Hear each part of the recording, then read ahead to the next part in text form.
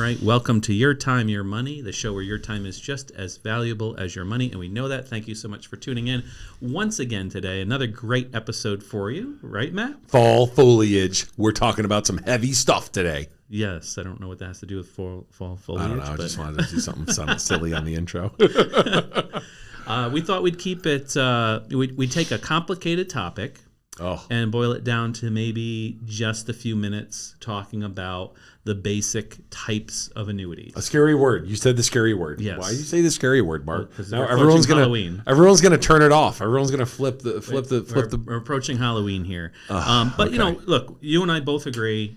A lot of times the word annuity gets thrown out there. Sure. And people say all annuities are bad. Well, yeah, I mean, immediately, if people don't have education and knowledge, then immediately, yes, an annuity is bad. Blanket statement. Yep.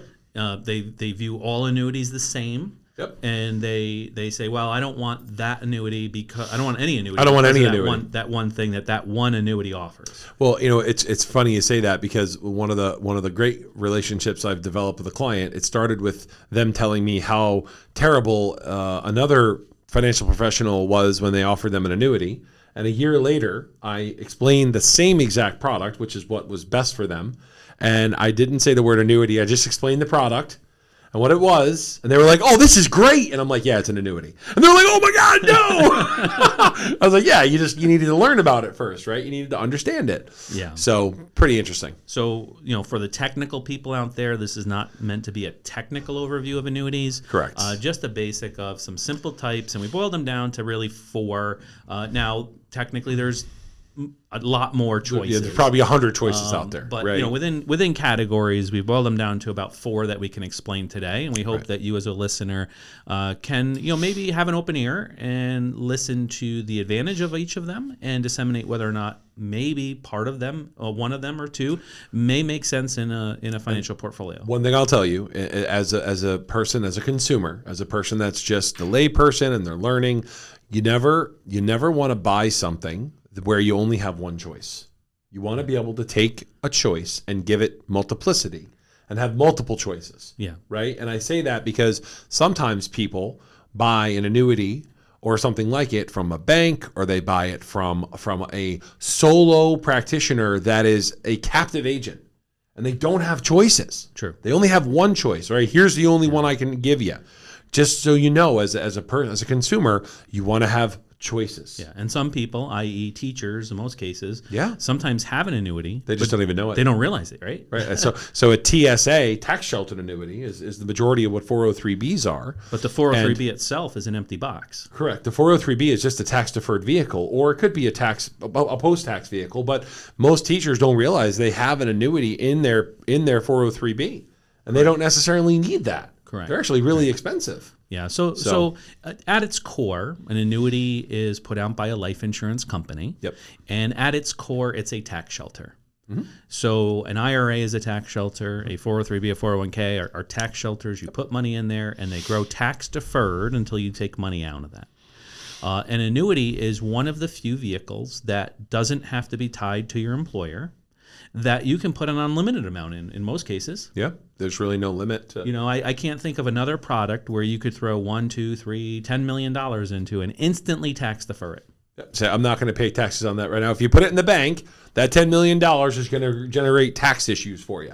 Right. Even at 1%, it's going to generate tax issues. You're going to make $100,000 on $10 million. Yeah. Right? So just that fact alone, can lead a listener to say, wow, maybe I want to look in that world. But maybe that might be for me. Right, knowing that it's literally one of those vehicles that can offer a huge tax shelter for clients. Mm-hmm. But within those vehicles, there's differences, and the one I think we'll start with one that most people think about when they think of an annuity, and that's an immediate annuity. Right. What's an immediate annuity? And most of the comments we get when we talk about annuity is, I don't want to sign all my money over to a life insurance company. I don't want to give my money away and lose control. Exactly. I give my $1 million away. I've lost control of it. The annuity company has it now. What do I do? Yep. And in most cases, that's a form of an immediate annuity. So it might be a single premium immediate annuity. It might be a deferred income annuity, where basically you're trading your money in for payments every month for the rest of your life, no matter how long you live. Right. You could live to 120 and continue to get paid. Right. So for a certain set of listeners who are maybe behind on saving for retirement,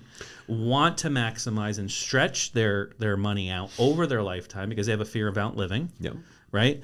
That may be a suitable product for them. I'll tell you why that makes a lot of sense. In the world that we live in, pensions are going to the wayside. The only real place out there that does them consistently is the state.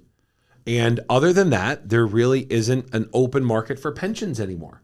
So if you are working in the private sector and you have a private sector job, if you have a 401k job where you're a business owner or you're an employee, you need to be thinking about how I develop retirement income when I retire. Well, and a lot of union plans work annuities into their. They try to work them in. But so first and foremost, an immediate annuity. That's an annuity that you would get into if you want some type of fixed payment that goes on for as long as you live, or you can set it up so for as long as you and your spouse or you and another person called an annuitant can live. Most of the time, those happen when one of three sequences happen. I get a big inheritance of cash, and I need income. I don't want the cash. I just need income, right? I got $1 million from my parents. It's all bank asset, and I don't want to put that $1 million in the bank, but I want income on it. Yeah, that could be one. Well, another use for it in a financial plan, would be to put enough money into it to get a payment coming in yearly, a suitable monthly or yearly payment. That between that and your other retirement accounts is more than what you need. Right. So if I'm bringing in $20,000 a month with my retirement accounts and my pension and or my Social Security benefit, and then I add more income, then I'm living below my means, which is great. Yeah, but so listeners can understand that, right? If your income is higher than what you need in retirement, it allows your other money to be managed differently. Correct. So if I have a higher income and I don't have a need for my retirement asset, now I can be a little more aggressive. I can take the cuffs off. I can manage for growth. I can be more speculative. I can, maybe quadruple my return. Who knows, right? Right. Yeah. And that all plays into part of your inheritance and your estate planning and other things, right? So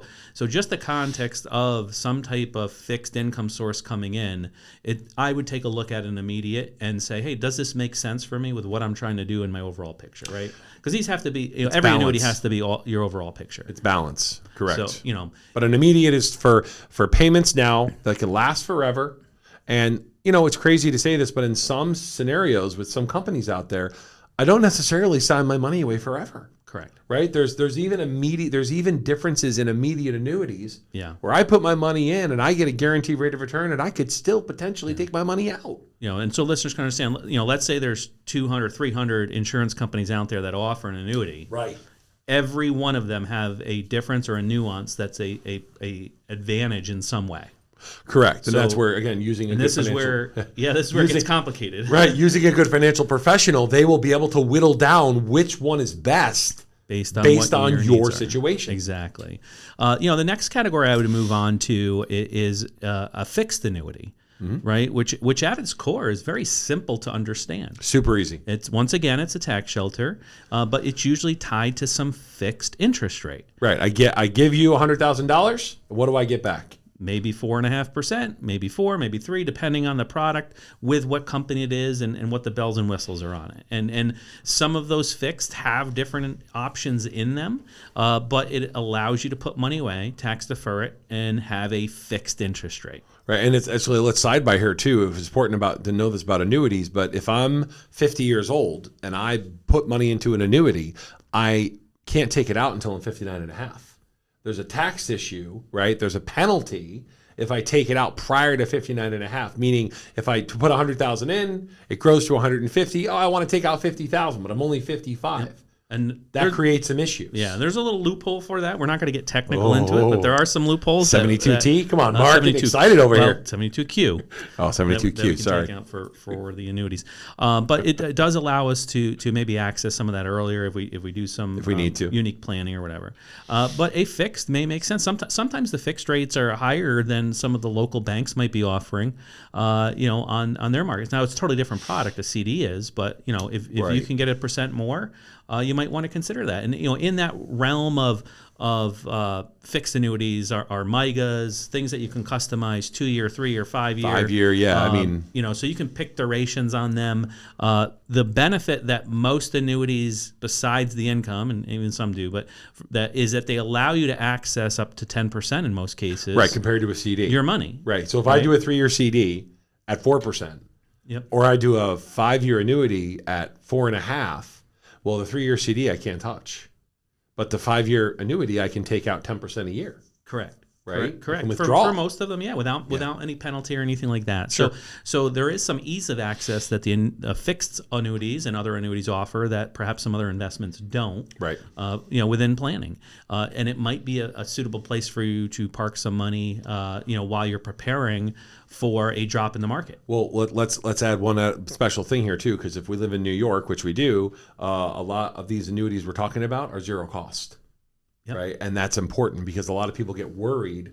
Oh my God, I'm going to buy an annuity. It's expensive. How much is it going to cost me? Yeah, well, that's part of the fear factor is as we'll get into some of the other annuities, is that internal fees can add up in some annuities. Right, especially TSAs in the 403B space. Those are very expensive. Correct. So, and usually, we say usually, but in the fixed world, there aren't those associated costs internally on the growth of the asset because it's not being managed or invested into some type of sub-account. General account. Right, exactly. But then as we transition from the immediates for income, the fixed for security and for some growth of interest, so to speak, the next would be the one that really gets the most, the bad rap most of the time, and that's the variable annuity. VA, right? Right. And that's a tax shelter that has sub-accounts in it that look like and act like mutual funds. Right, and they grow. And they grow with the market. Or they go down. Or they go down with the market, right? Exactly.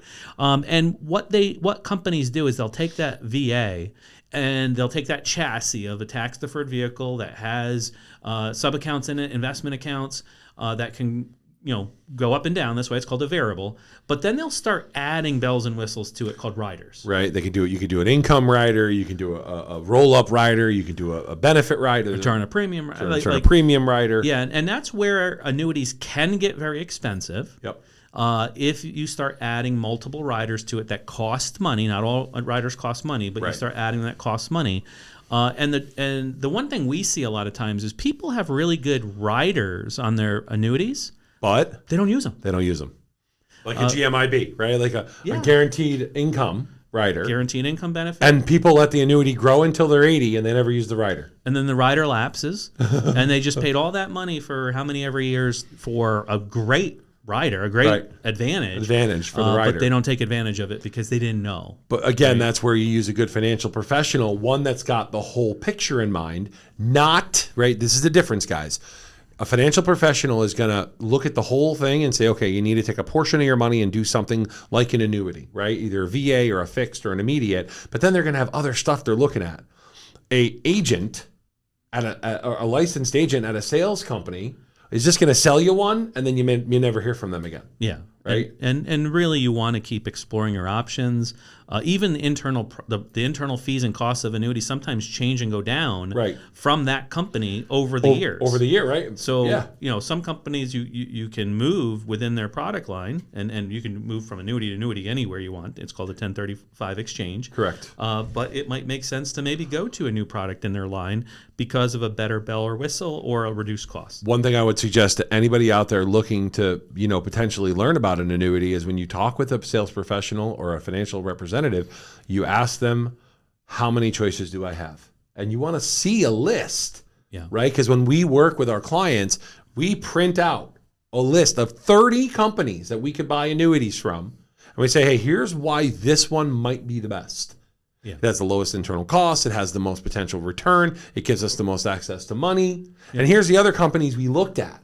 Yep. And sometimes the client will say when we're going through it, oh, I forgot to tell you, I also want this. And we say, if that's the case, then don't do this one. This one over here one's better because of that, right? And that's why it's important to, be open with your advisor as far as what your ultimate goal is and what you like and don't like. It's the old grocery store analogy, right? Yeah. You go to the grocery store. Would you want to shop in one aisle? Or do you want the whole store? Oh, that's tricky. It depends on whether it's a You want snack aisle or not. shop in Or the cake, if it's shop in the cake if it's aisle? the ice cream aisle, I might take one aisle. Mark loves his creamsicles. Mark loves the creamsicles. He loves them.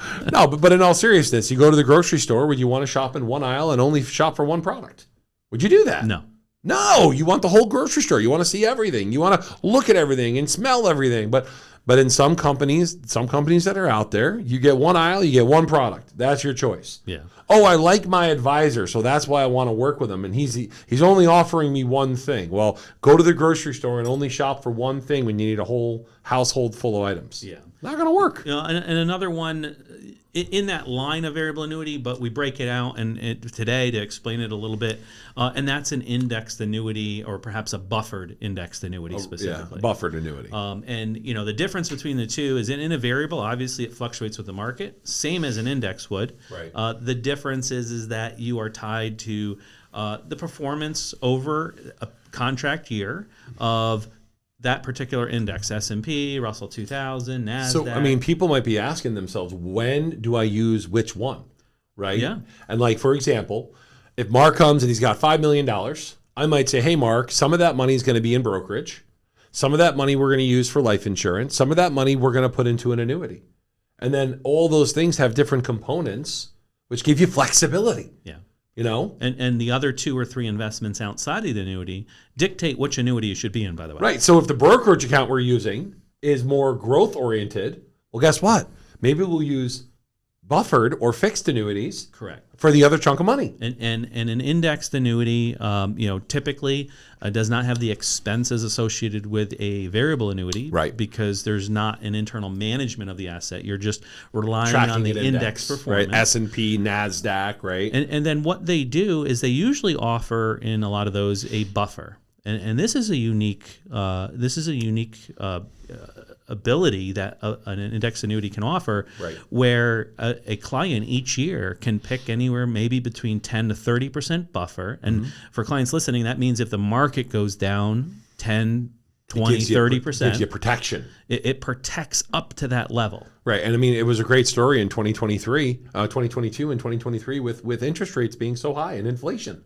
Yeah. Right. And people that were fully fledged into the stock market, they saw huge losses. Yeah. And similar people that did not have as much exposure and used buffered annuities, it was a whole different story. Yeah, exactly. Right. And in buffered annuities, for our listeners to think about it, it's like a slide rule, where good example. The more downside protection you have, they do put caps on your upside potential. Right. So maybe I have protection up to 30% down, but I only have the ability to grow 10 or 12% on the upside. Yeah. So if the market went up 15, you'd get 12. Right.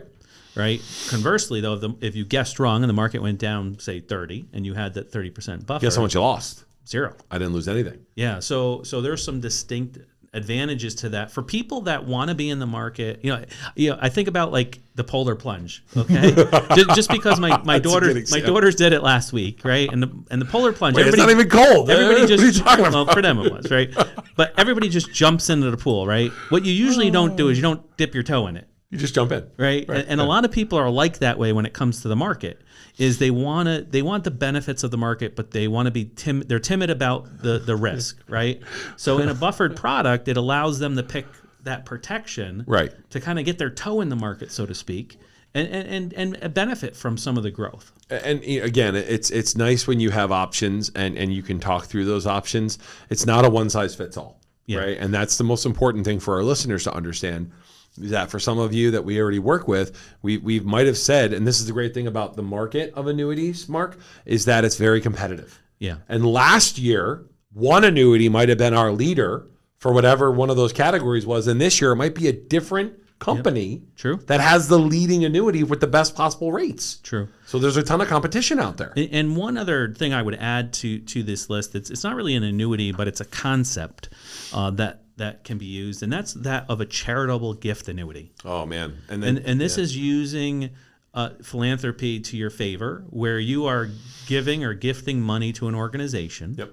They are then taking that money and investing it in an income annuity, right, that pays you back. So here's an example where you can gift say $200,000 to an organization, and you can get monthly paychecks from that organization back to you. Yep.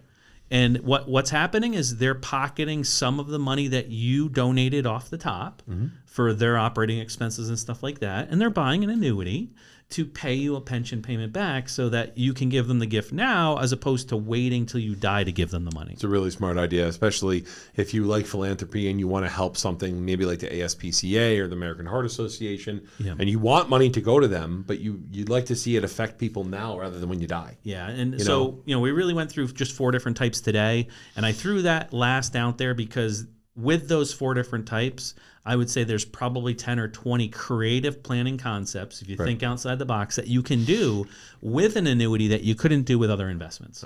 I always go back to the truth. Make sure you talk to your financial advisor. Make sure you have a great tax professional. Don't ever get stuck in one row buying one thing. Right? You want the market. You want the market to work for you. The only way it does is if you educate yourself. Yep, exactly. And if our listeners have annuities, or if you don't know whether you have an annuity or not, you can reach out to Iron Tree Financial at 43 British American Boulevard in Latham, New York, 12110. You can reach us at 844-444-YTYM. Send in any questions that you have. If you want us to do an audit or review of your annuity and give you some advice and guidance on it, let you know the bells and whistles that are in there that maybe you forgot about or they weren't explained to you properly, please reach out to us so we can do that.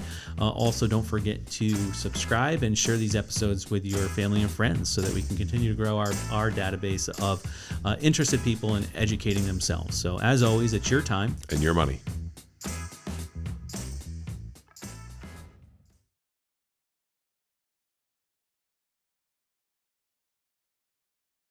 All right, guys, thank you for tuning in to another episode of Your Time, Your Money. We really appreciate it. If you enjoyed today's episode, please feel free to share this with friends, family, coworkers, anyone else that you think might be interested. If you do have questions or topics, you can always email them to irontreefinancial@ceterais.com. Please follow us on LinkedIn, Facebook, Spotify, Google Play, and many other sources that were available. And you can reach us at 844-444-YTYM. And as always, it's your time and your money.